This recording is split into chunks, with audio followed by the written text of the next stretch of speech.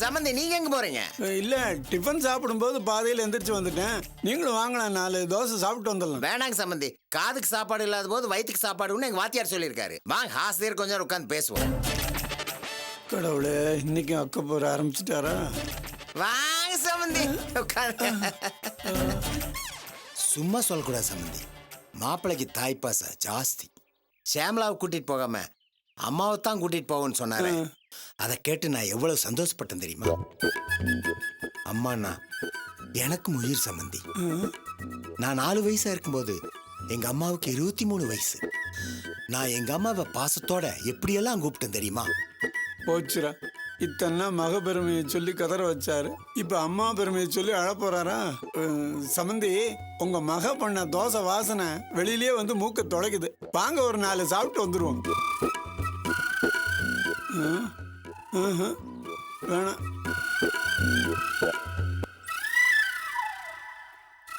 சொல்லுங்க சம்பந்தி, உங்க அம்மாவை எப்படி கூப்பிடுவீங்க? அம்மானு கூப்பிடுவேன். அதை விடுங்க சம்பந்தி, நான் பேசும்போது ஏதோ பிடிக்காத மாதிரி எந்திரிச்சு போனீங்க, திரும்ப வந்திருக்கீங்க. அது ஒண்ணும் இல்ல சம்பந்தி, நீங்க எப்படியும் சொல்ல வந்த விஷயத்த சொல்லாம இருக்க போறது இல்ல.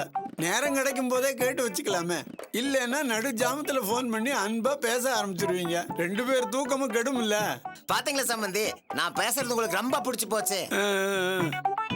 என் அம்மாவை பத்தி உங்களுக்கு முழுசா சொல்லியே ஆகணும். எங்க அம்மா அந்த காலத்திலேயே 4ஆம் கிளாஸ் படிச்சாங்க. எத்தனாம் கிளாஸ் படிச்சாங்க? 4ஆம் கிளாஸ் படிச்சாங்க.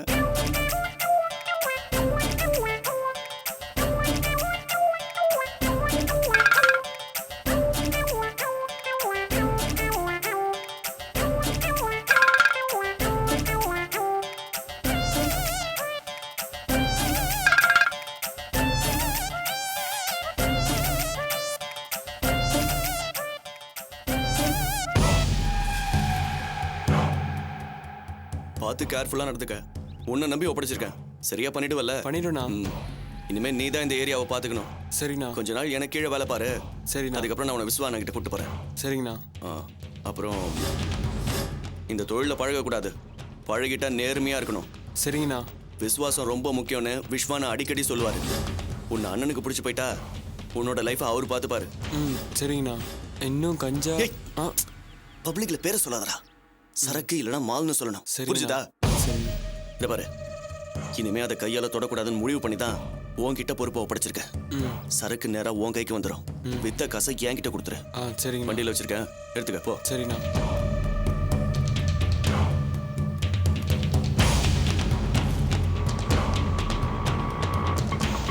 அண்ணா ஆட்டோண்ணா.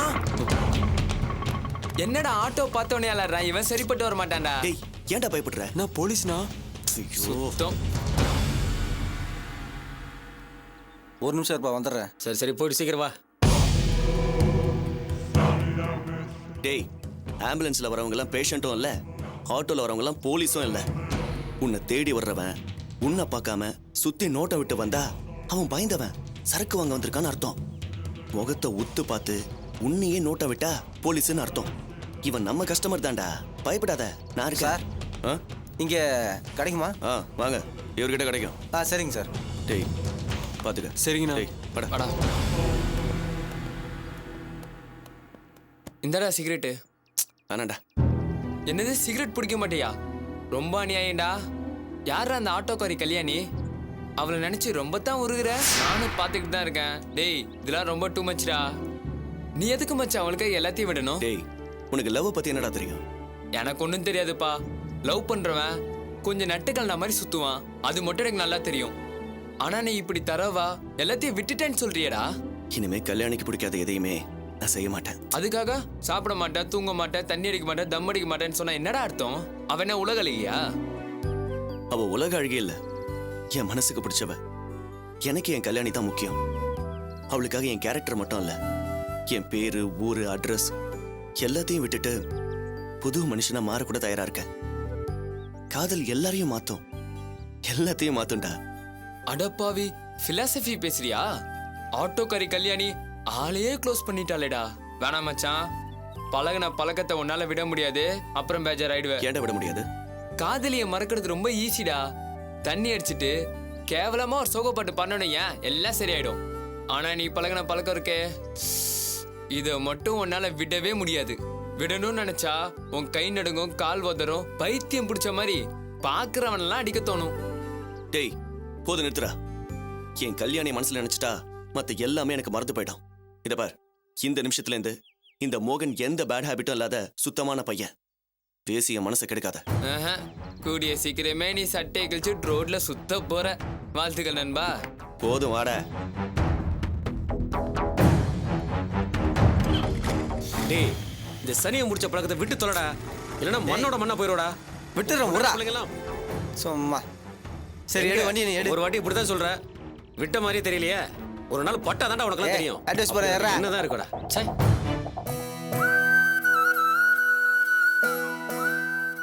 நீ எதை பற்றி கவலைப்படல லவண்யா. சாரு ரொம்ப பிடிவாதமானவன். அவன் ஒரு விஷயத்த மனசை நினச்சிட்டா கடைசி வரைக்கும் ஃபைட் பண்ணிக்கிட்டே இருப்பா. நீ வேணா பாரு, அப்பா கிட்ட எப்படி பேசி கண்டிப்பாக கன்வின்ஸ் பண்ணிடுவான். சீக்கிரமே ஏதாவது பண்ண சொல்லுங்க.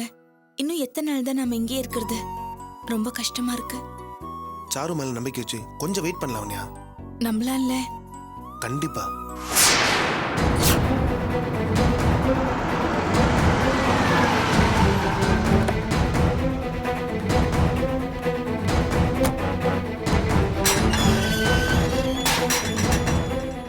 சாரு, சாரு, ஏ சாரு, சாரு,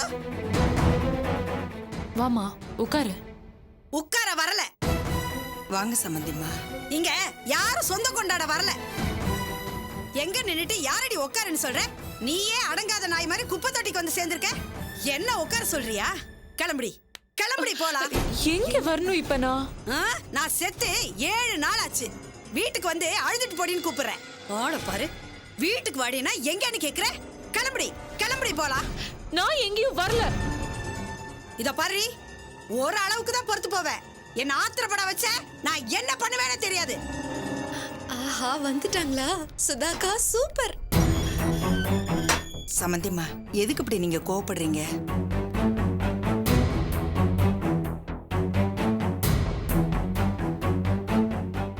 சமந்தி, கொஞ்சம் கோவப்படாம நான் சொல்றத கேளுங்க. சாரு இங்க இருக்கட்டுமே. இது நம்ம வீடு. அவ இங்க இருக்கிறதுல என்ன தப்பு இருக்கு? அறிவோட தான் பேசுறீங்களா இல்ல எல்லாத்தையும் அடமான வச்சுட்டு பேசுறீங்களா? நான் இப்ப என்ன சொல்லிட்டேன்னு இப்படி கோவப்படுறீங்க? வயசு பையன் இருக்கிற வீட்ல கல்யாணம் ஆகாத பொண்ணு தங்கி இருக்கா. இங்க இருந்தா என்ன தப்புன்னு கேக்குற? ஒழுக்கமான பொம்பளையா இருந்திருந்தேனா நீ புத்தி சொல்லி அனுப்பிச்சிருக்கணும். உனக்கு தான் மான அவமானம் எதுவுமே இல்லையே. அத்தை கொஞ்சம் பொறுமையா பேசுங்க. டேய், எல்லாத்துக்கும் காரணமே நீதான். என் மகளை கூட்டிட்டு போக நான் வந்திருக்கேன். நடுவுல நீங்க எதுக்கு பேசுறீங்க?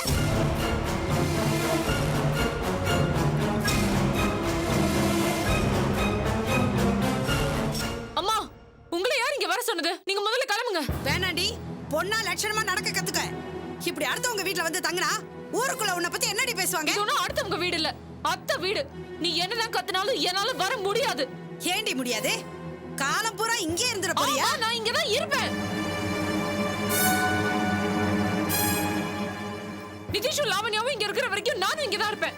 அவங்களை கூட்டிட்டு போக ஏற்பாடு பண்ணுங்க, அப்புறம் நானும் வரேன். அது உங்க பெரியப்பா மனசு வச்சாதான் உண்டு. சும்மா பேசிட்டு இருக்காம வீட்டுக்கு வா. நான் அம்மா விடுமா, அம்மா விடு. இழுத்தா கூட போக மாட்டேங்கிறா. அப்போ நீ என் பேச்ச கேட்க மாட்டேல்ல? கேட்கடோ கெட்டு போடி. நானும் செத்து தொலைறேன். ஆஹா, வீட்டை விட்டு போக மாட்டா போல இருக்கே.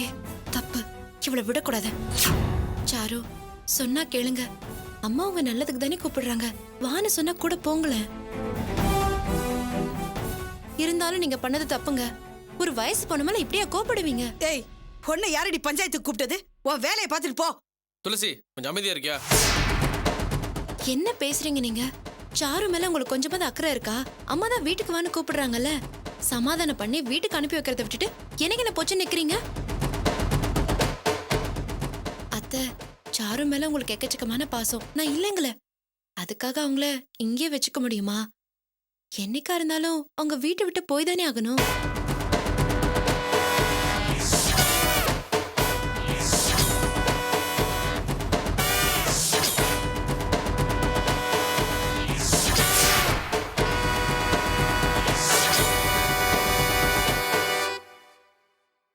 இவங்க கோவப்படுறதுல என்ன தப்பு இருக்கு சொல்லுங்க?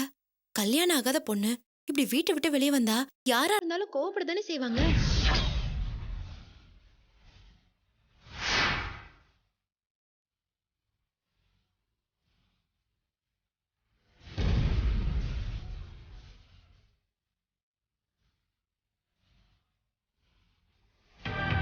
அதுக்காக நீங்க அத்தை கிட்ட இப்படி பேசிருக்க கூடாது. அவங்க என்ன தப்பு பண்ணாங்க சொல்லுங்க? சாருவ தான் மருமகளா நினைச்சு பாசமா நடந்துக்கிட்டாங்க, அது தப்பா? ஏன் எங்களுக்கு இல்லாத பாசம் இவங்களுக்கு என்ன வந்துச்சு? அம்மாவையும் மகளையும் பிரிச்சு வைக்கிறது பேரு தான் பாசமா? அத்தை இவங்க சொல்றது சரிதான், பாசத்தை காட்டுறது தப்பு இல்ல.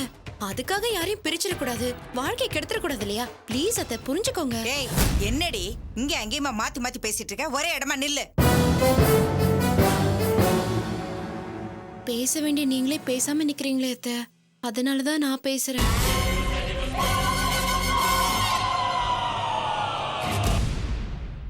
உங்களுக்கு அட்வைஸ் பண்றதா நினைக்காதீங்க சாரு.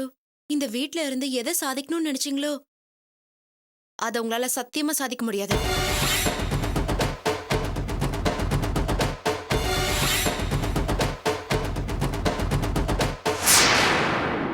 நீங்க நிதிஷ்க்கு சப்போர்ட் பண்ணதான் இங்க வந்திருக்கீங்கன்னு எனக்கு தெரியும்.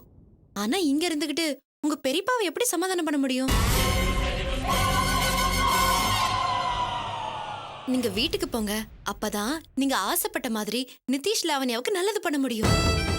எனக்கு சப்போர்ட் பண்ணி பேசுறது தான் நினைப்பா. சே நீங்க இங்க இருந்தா குடும்பம் ரெண்டாயிடுமோங்கிற பயம் எனக்கு.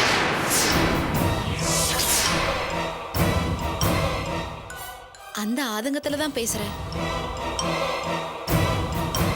என்ன அப்படி பாக்குறீங்க? நீங்களும் நிதிஷும் ஒரு இடத்துல, உங்க பேரண்ட்ஸ் ஒரு இடத்துலன்னு எத்தனை நாளைக்கு இப்படி பிரிஞ்சிருக்க முடியும்? குடும்பம்னா சண்டை இருக்கலாம், அதுக்காக பிரிஞ்சிருக்க கூடாது.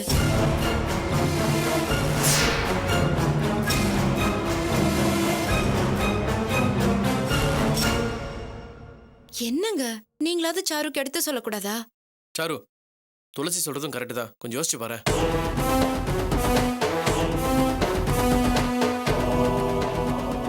உங்க கஷ்டம் எனக்கு புரியுது.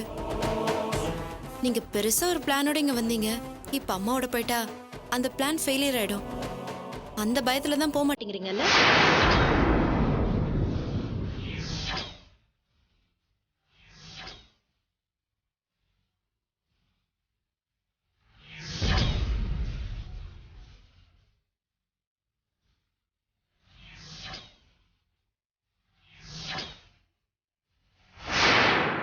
இருந்தாலும் நீங்க செய்யற தப்புங்க.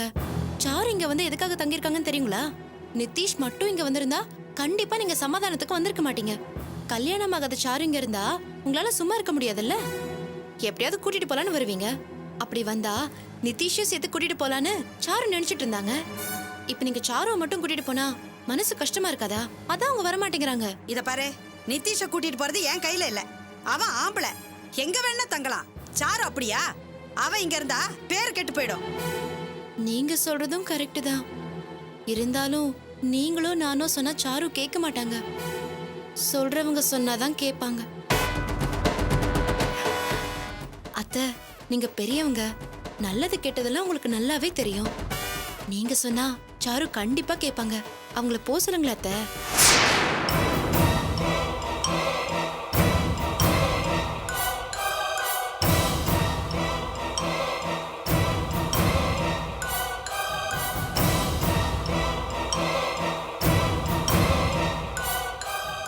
என்னத்தை யோசிக்கிறீங்க? சாரு நல்லா இருக்கணும் நீங்க ஆசைப்படுறீங்களா இல்லையா? அவங்க இன்னொரு வீட்டுக்கு போய் வாழ வேண்டிய பொண்ணு. உங்க பாசத்தை காட்டி அவங்க எதிர்காலத்தோட விளையாடாதீங்க. நீங்க சொன்னா சாரு கேட்பாங்க. ப்ளீஸ் அத்தை அவங்கள போ சொல்லுங்களேன்.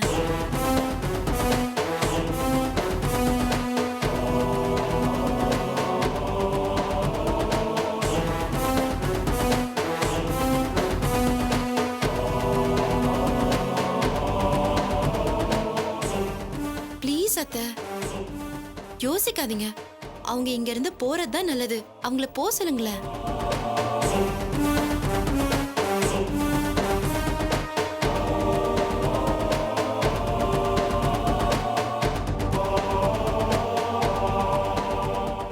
இந்த அம்மா இதுக்கு இப்படி யோசிக்குது? என் மகளை என்னோட அனுப்பி வைக்கிறதுக்கு இவ்வளவு சங்கடமா? அத்தை ப்ளீஸ் அத்தை, சாரு கிட்ட ஒரு வார்த்தை போயிட்டு வான்னு சொல்லுங்க. அவங்க சந்தோஷமா போவாங்க.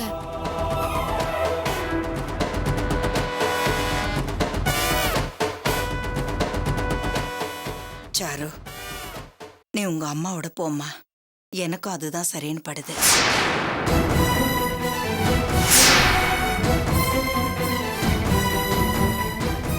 இல்ல, யாரு என்ன சொன்னாலும் நிதிஷை கூப்பிடாம நான் இங்கிருந்து போறதா இல்ல.